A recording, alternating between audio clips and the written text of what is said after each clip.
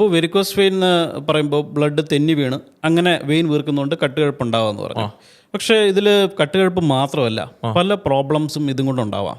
അതായത് ഈ നമ്മളൊരു ഇമാജിൻ ചെയ്യുക, ഇപ്പോൾ ഒരു ട്യൂബ് എടുക്കുക, അല്ലെങ്കിൽ ഒരു ബോട്ടിൽ എടുത്തിട്ട് ആ ബോട്ടിലിൽ വെള്ളം നിറച്ച് വെക്കുക. ഈ ബോട്ടിലിൻ്റെ ഏറ്റവും താഴെ ഞാനൊരു ഹോളുണ്ടാക്കി, അതിൻ്റെ നടുക്ക് ഹോളുണ്ടാക്കി, ഏറ്റവും മുകളിൽ ഒരു ഹോളുണ്ടാക്കി എന്ന് വിചാരിക്കുക.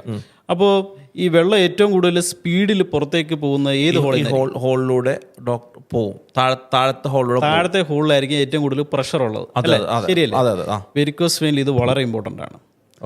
കാരണം കാലിലെ വെരിക്കോസ് വെയിൻ എന്ന് പറയുമ്പോൾ വെയിനിൻ്റെ ബ്ലഡ് കോളം നിൽക്കുന്നത് കാലിൻ്റെ അറ്റത്തുനിന്ന് കാലിൻ്റെ ടോസ് വരെ ആ ബ്ലഡ് കോളം നിൽക്കുകയാണ്.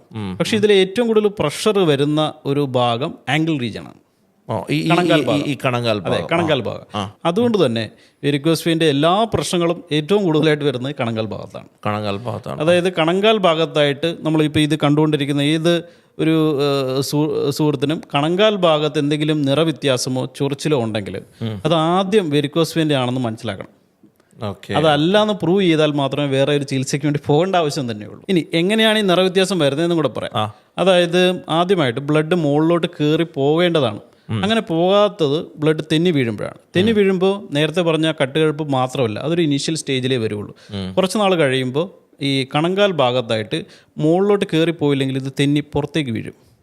അത് പക്ഷേ ഈ ബ്ലഡ് പുറത്തേക്ക് വെയിനിനുള്ളിൽ നിന്ന് കോശങ്ങൾക്കിടയിലേക്കാണ് പോകുന്നത്. മനസ്സിലായി? ഇത് ഞാൻ ഉദ്ദേശിക്കുന്നത് വെയിൻ പൊട്ടി രക്തം പോകുന്ന കാര്യമല്ല. സാധാരണ വെരിക്കോസ് വെയിൻ അങ്ങനെ പറയാറുണ്ടെങ്കിലും ശരിക്കുള്ള പ്രശ്നങ്ങൾ അവിടെ അല്ല സംഭവിക്കുന്നത്. ഒരു കോമൺ ആയിട്ടുള്ള പ്രശ്നം വരുന്നത് ഇത് മൈക്രോസ്കോപ്പിക് ലെവലിൽ ഈ കണങ്കാൽ ഭാഗത്ത് മുകളിൽ നിൽക്കുന്ന ബ്ലഡ് കോളത്തിൽ നിന്ന് ഏറ്റവും താഴ്വശത്ത് ബ്ലഡ് പുറത്തേക്ക് പോകാൻ തുടങ്ങും. അത് മൈക്രോസ്കോപ്പിക് ലെവൽ നമുക്ക് കണ്ണുകൊണ്ട് കാണാൻ പറ്റില്ല.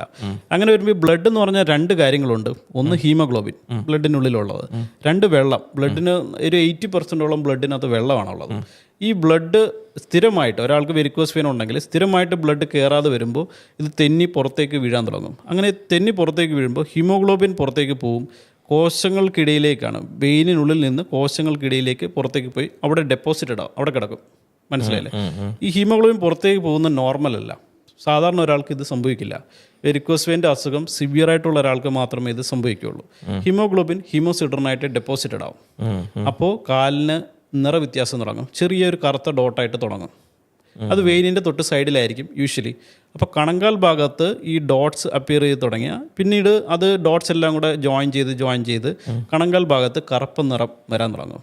ഈ കറുപ്പ് നിറം തുടങ്ങുന്നത് വെരിക്കോസ് വെയിൻ്റെ അസുഖം നിങ്ങൾക്ക് സിവിയർ ആയിട്ടുണ്ട് എന്നുള്ളതിന് തെളിവാണ്.